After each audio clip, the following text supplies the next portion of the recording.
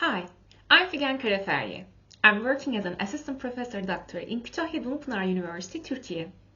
Welcome to the course Effective Classroom Management and Interpersonal Communication Processes. In this course, you will find some practical knowledge and skills on effective classroom management and leadership incorporating social and emotional learning. This course aims to raise awareness of the importance of social and emotional learning implementations, in other words, SEL implementations, in primary school teaching. Moreover, the course aims to provide some support on how to integrate SEL elements in classroom management and leadership. In this regard, you will find some practical strategies and tips throughout the chapters. For each chapter, you will also find some knowledge and skills-based questions and tasks to reflect upon your practices.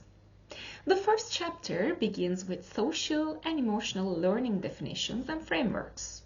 The second chapter continues with leading interpersonal communication in classroom management, incorporating social and emotional dimensions. The third chapter includes specific strategies and tips for leading effective interpersonal communication, both in face-to-face and digital classrooms. Finally, the fourth chapter includes a systemic approach to SEL in school.